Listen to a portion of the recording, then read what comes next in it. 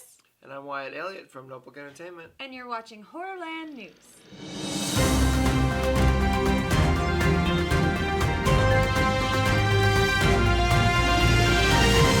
Alright, so coming up this week on Notebook TV, Wednesday, Alex and I are back with Thanks We Hate It, and we'll be kicking off Worst of the Decades. We'll start with worst horror movies of the 2010s, and then we're going to work our way backwards each week. So this week, coming up, worst of the 2010s. I can't wait till the silent film era. Right. We'll go that far back. We will. I'll have to do more research, but we'll go that far back. All right, so that's all we have because short week, holidays and everything. We were busy with our other channel. So we'll have more coming up, I'm sure, in the following weeks, as always. But if you haven't checked out the latest Slasher Advocate, you may have missed it last week. Maybe some people didn't hit the bell. It's out, and it's about Scream 2. Yep, so, I'm defending Mrs. Loomis and Mickey. Yep, definitely worth checking out. Please, I'll leave a link in the description below. All right, so let's move on to our TV roundup. No TV and no beer make Homer something. Guys, the Stranger Things 4 trailer was released and it's so amazing. I cannot wait. Yeah. Cannot wait. Yeah, and it's going to be in two chapters. Parts. Yep. Volume 1 will premiere on Netflix, in case you somehow don't know. Right. May 27th is Volume 1. Volume 2 will be July 1st. So... Yeah, we were noticing the Stranger Things merchandise is starting to hit the shelves again. We were at the pets. I had to take my dog in for nails, and we saw Stranger Things pet stuff, and we they almost got us. Almost. But I think it looks, of course, super awesome. Oh, it looks amazing. If you haven't watched this trailer yet, please do. Yeah, I've heard this is most likely the final season, and I think it should be. The kids are getting too older. It's time to just move on. It's gonna wrap it up. But I do think it's funny that David Harbour is finding himself in a Russian prison again. Right. Oh, poor guy. Black Widow is such a good movie, you guys. Yeah. All right, so the new creature that you get kind of a glimpse in, Bloody Disgusting said, this is from their article, so I'm going by what they said. This is not something I've verified, but the new creature is called Vecna. And it's named after and based on a classic D&D character, just like the Demogorgon. Of course. Yeah. Nice. So, and we'll link to it, but the Bloody Disgusting article kind of gave a little brief history of the character in D&D and what it does and stuff. And I think it said that it loses its left eye and foot or something, or left eye and arm. Okay. But here's the synopsis for what the whole overall season is for.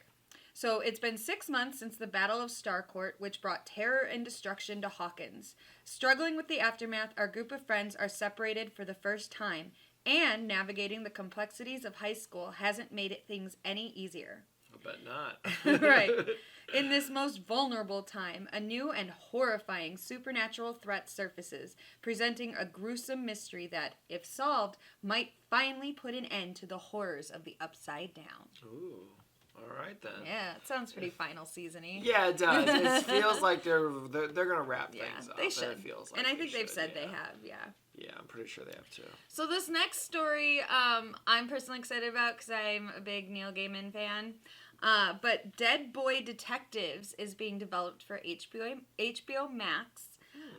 They're based on characters created by Neil Gaiman. Edwin Payne and Charles Roland are the main characters, the dead detective boys. And they first appear in the Sandman series. If you've read those, you know. If you don't know, you know. Yeah. And more specifically, Sandman number 25, which came out in April 1991. So that was their first appearance. The film will be starring George Rextrew and Jaden Reverie as the title characters.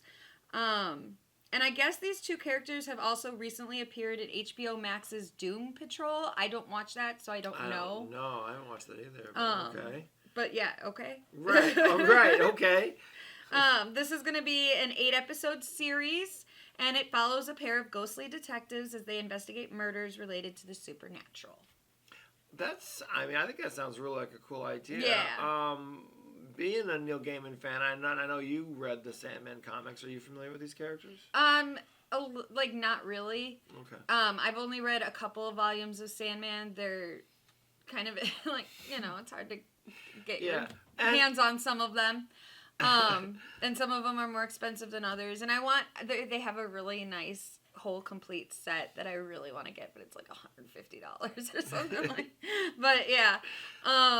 So I'm still reading the Sandman series. I'm still trying to work my way through it. So I'm not as familiar, but there is a separate series that's just them. Well, I mean, it works so well for Lucifer, so right. Lucifer, okay, so loosely based. Because if you read the Sandman, the Lucifer there is not anything like the Lucifer on TV, but that's fine. It's all good because I love Lucifer. He's probably a lot less witty. Yep. So Steve Yockey wrote the pilot and is going to show run for this. And he said, this is his quote, "I've been obsessed with the comic for a long time, so it's a true passion project. And Jeremy Berlanti Productions, DC, WBTV, HBO Max, they're all encouraging me to run with every wild, bizarre, and unsettling choice. The result is going to be really dark, really fun."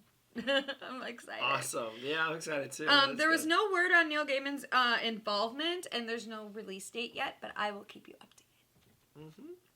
Awesome. Yeah, I would like to check that out for sure. Absolutely. All right, so let's move on to our trailer part. In a world. So this one is a film that is premiering at Cannes Film Festival. It's called Crimes of the Future. And I've heard of this. It's the newest written and directed by David Cronenberg. Right, yeah. I just realized what it was. I'm like, wait, I've heard of this. Okay. Right, I really want to see this movie. I haven't watched the trailer yet, though. Yep, the trailer, we'll link to it, of course. The movie will be starring Viggo Mortensen, Kristen Stewart, Leah Seydoux, and Scott Speedman. And here's what it's about.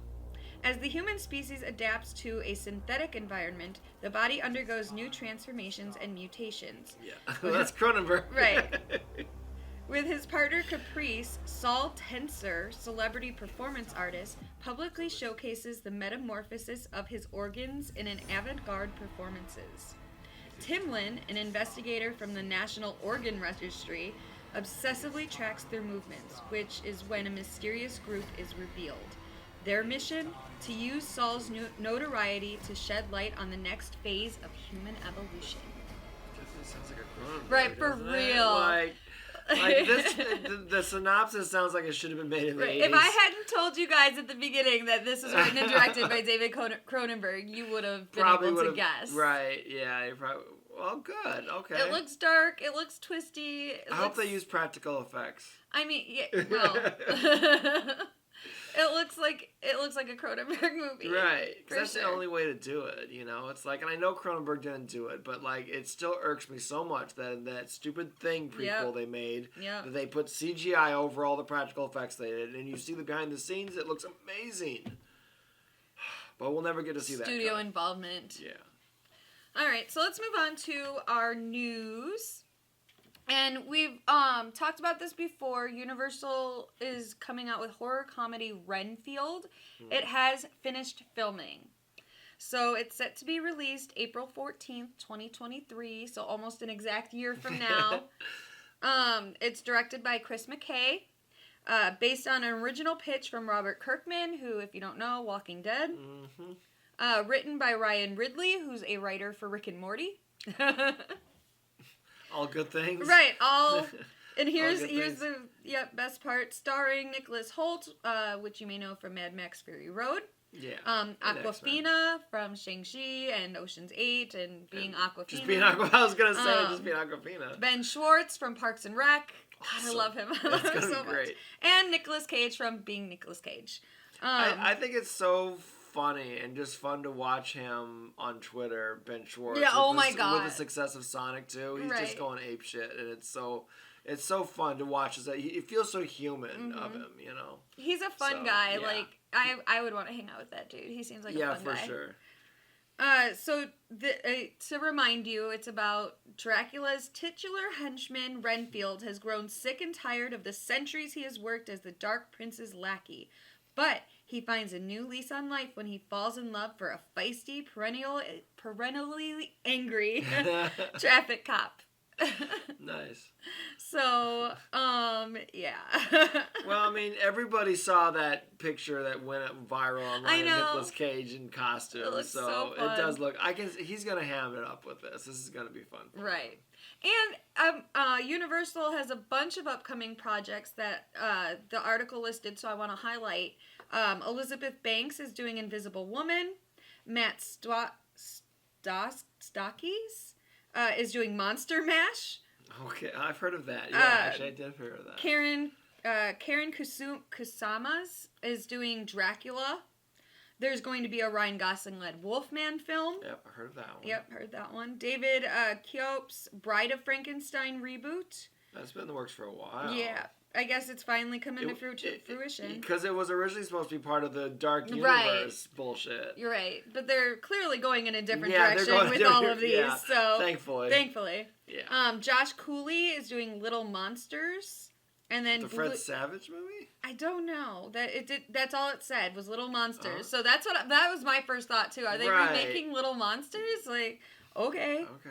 Blumhouse is doing the Thing adaptation, so we're getting another one of those. But Blumhouse, I think I did trust in. I heard a little something about this, and I think they did promise they were going to do practical effects. Right. Like whoever's doing it is trying to pay tribute to the original. I do have trust in Blumhouse, and I feel like I may have even read that Carpenter was at least a producer on it, but I'm not. That would help on that. That would help a lot. Well, I'll have to do some research on that. And then lastly, James Wan is producing a Van Helsing movie.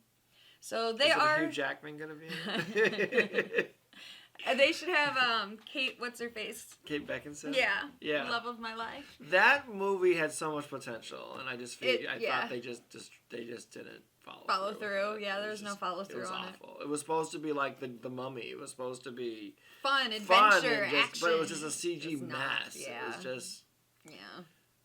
Oh well. Well, we're getting another bite at the apple with James Wan. So all right, see what happens. So yeah, clearly they're keeping their monster plans alive, but going a different direction. Because that Tom Cruise Mummy movie blew ass. Yeah, there's an example of a movie that I can say that I have not seen it, but I know it sucks. We all knew the minute the trailer dropped, we're like, oh, this sucks. All right, so moving on, Never Hike Alone 2 has reached its funding goals on Indiegogo in just 1 month. Not surprised. Right. So they sent out a press release, and this is what they said. The film met its Indiegogo fundraising goal of $150,000 just 2 days prior to the scheduled closure of the campaign on April 15, 2022. Damn. Funding is closing in on $170,000 as the primary campaign is set to close on Friday night at midnight. Meeting the goal qualifies the campaign to remain open in order to raise funds towards stretch goals like extra kill scenes and an additional short prequel film. Oh, sweet. Yep. But see, doesn't this just tell you how desperate people are for a Jason movie? You know, that they're putting... They finally settled the lawsuits and shit. Like, I know it's going to take them some time to still go forward and everything, but this just goes to show how... Because that last one they made was really good. That was kind of our pseudo Jason sequel, you know? So, we all just accept it, yeah. So, yeah. What that says to me is that now that the lawsuit's done, whenever they move forward, they better make sure they handle it. And they better hire these guys to do it. Yeah, there's a brilliant idea. Why would you not hire these guys to make your new Jason movie? There you go. So it's set to film in the summer with a goal of a release date sometime in the fall of 2022. So that's a big order. Yeah, that is a big order. Holy crap. They're going to come out this fall?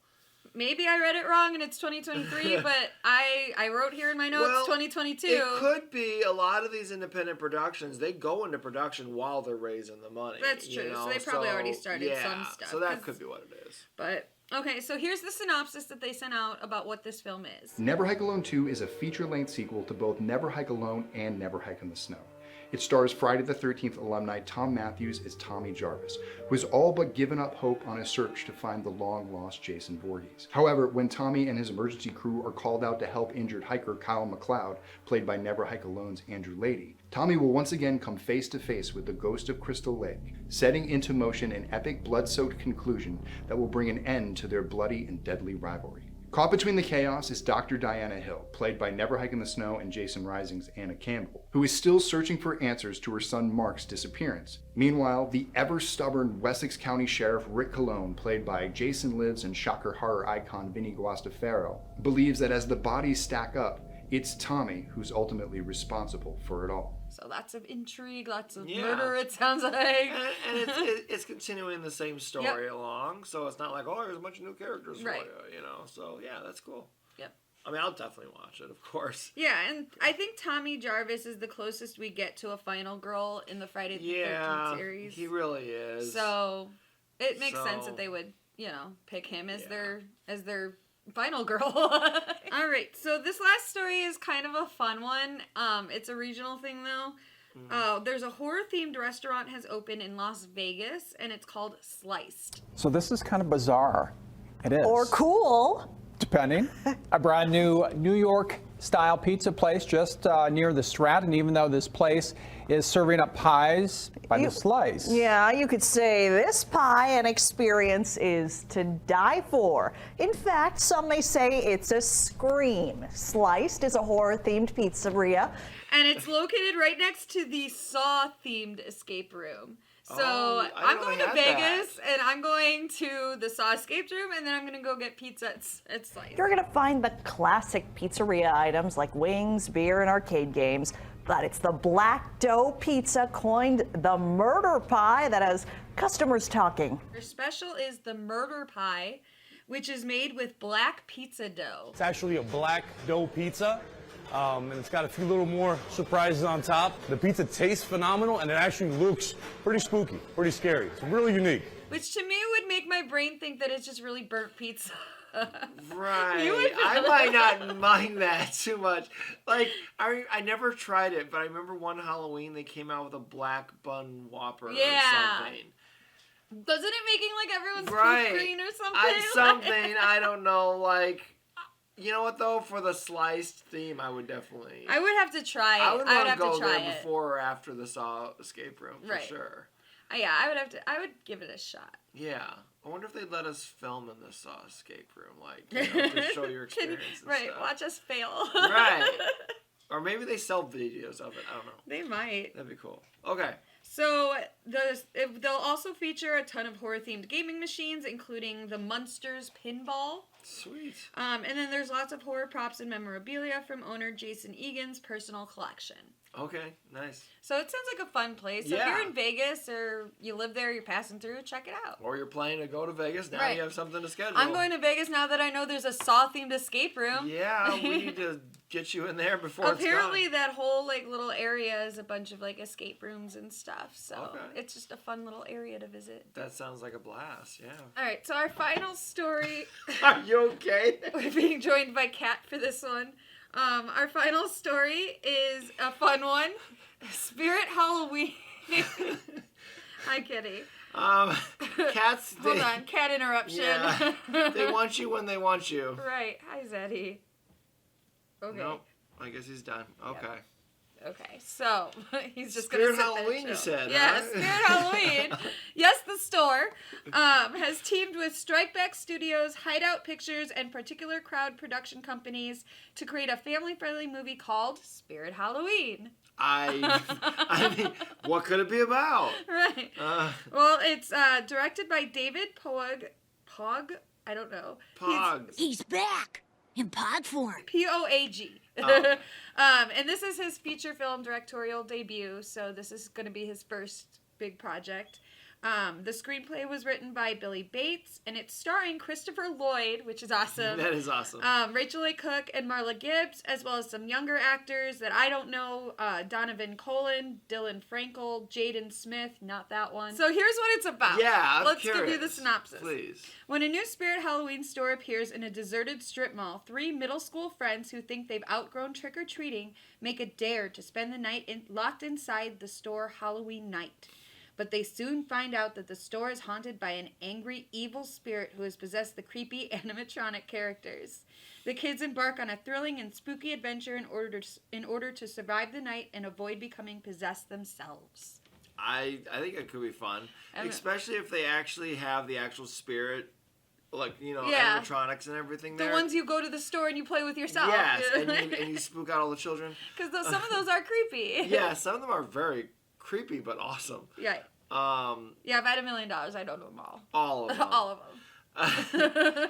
I'm excited about this. One, I love Spirit. Like, there's something about when a Spirit store opens up, you just go there, and sometimes they'll have the exact same things they had last year, but you just like looking at it all again. But also, when I was a kid, I drew a little comic book story that was called Halloween Shop, and it was about all the masks and all coming to life in a Halloween store. Right. And that's what it sounds like this could be, and that's really cool. Yeah. Well, it's not a new concept. You've got that with, different horror movies. You got the Banana Splits movie. You've got... True, but we're talking a Halloween store. Yeah. Well, then you've got, Halloween 3, the masks sort of came to life, sort of.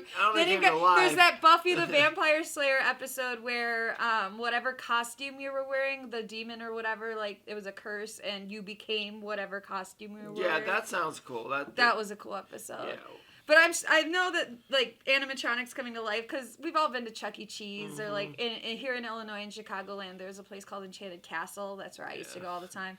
And they had the animatronics, like dragons and stuff. I remember when I was growing up in Colorado, it was Showbiz Pizza Place. Right. And but we've all had that thought of those creepy things coming to life. And you make a strong point. That's more than likely with the success of Willy's Wonderland and the Banana Splits. That's probably what they're going to do.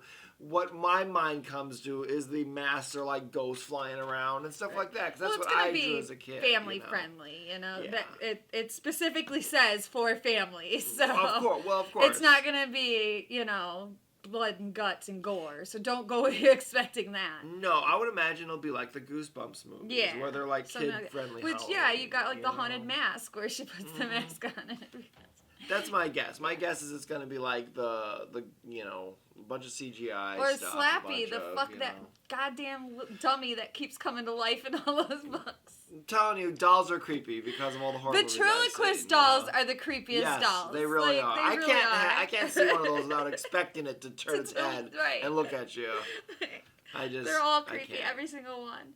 But bottom line is, this sounds cool. Yep, and filming has wrapped on it. So they're looking to add an October 2022 release. So they're looking to release it this year in October. No kidding. Quick turnaround. Wow, I guess so. Well, I guess they've been filming it in kind of secret for a while, so. Well, all right then. Anyway, I think as anybody who's a fan of Spirit, I think we'd at least check it out. And if the trailer comes out and it looks just totally dumb, then, whatever. Whatever, but I'll probably still see it. Yeah. There's something just very special about the Spirit Halloween store, because even though a lot of times we'll go in there and be like, well, this stuff's cheaper online or whatever, but I still find myself buying stuff. I buy so much makeup and stuff for our effects there. I just stock up every year for the next year. And we get costumes and props and other, and then she paints them up to make them look more professional. So it works out. It's a great store. And I buy every single one of the skeleton animals they've got. Yeah. I've got a whole menagerie of skeleton animals in my house. Yeah, that's very true. We'll have to do, one of these days we'll have to make a video of like just exploring our prop room and show all the stuff our prop room. Or go around my house, because my house is just all stuff. Yeah. We'll have to do a couple more tour videos, I guess. All right, so that's it for the news. Let's move on to Indie Film Spotlight. My advice to young filmmakers, make a movie every week. Make films, no matter what anybody says, and you'll be a filmmaker. All right, guys. So this one got me on the title alone. It's called Dead Teenager Seance.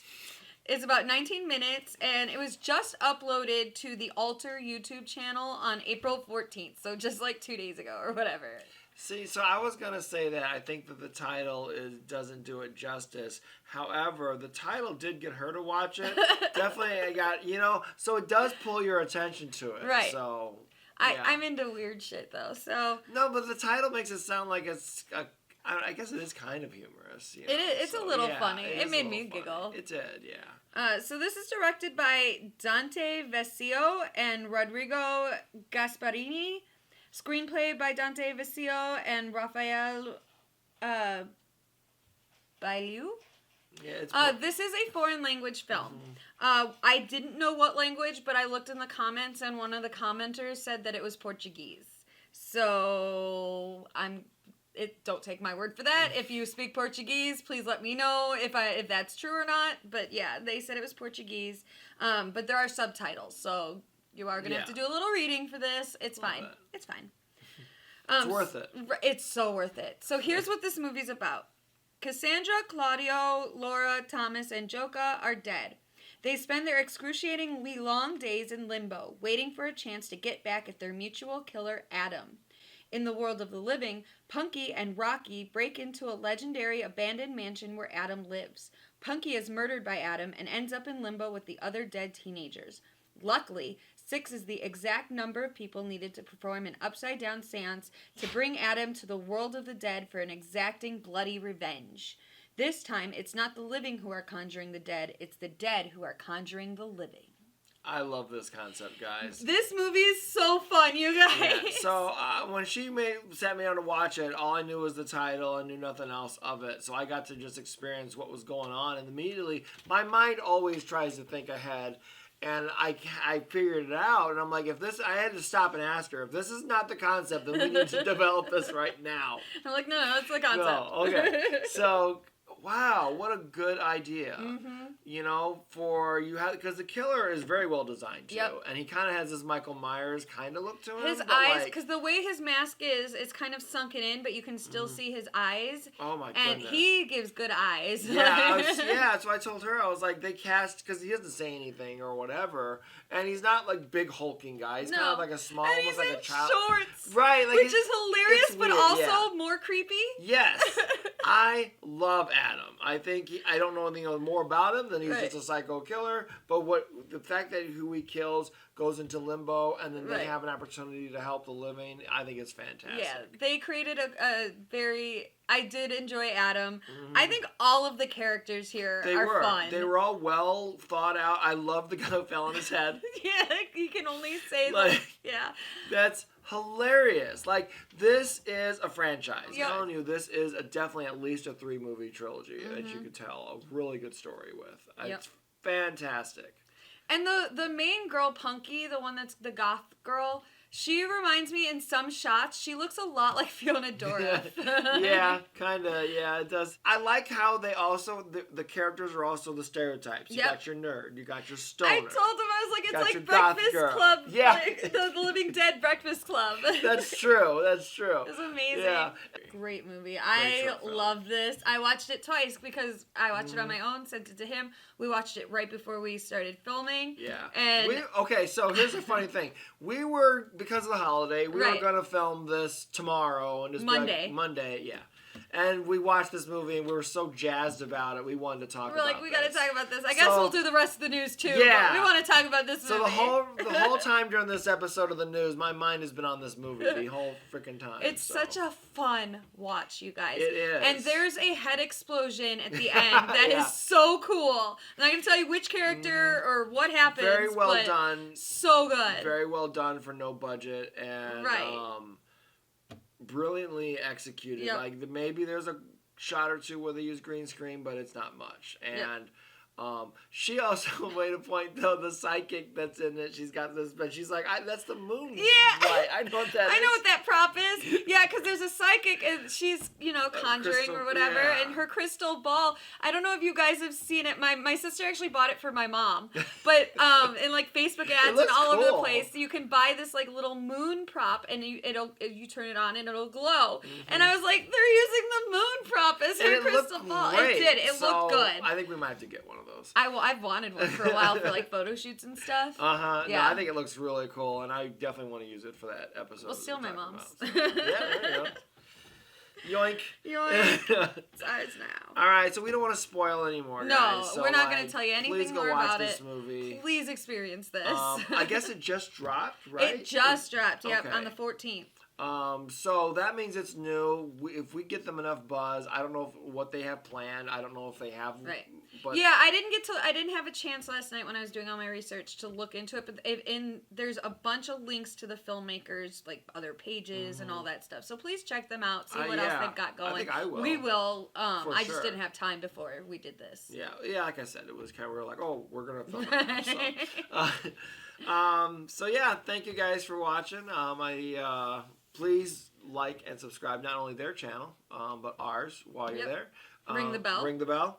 So that way you get notified when we put out these videos, as well as new random videos like Slasher Advocate. Yep. Scream 2. We may throw out a surprise review this because that new Choose or Die movie's out on Netflix and it's been trending all weekend, so I want to check it out.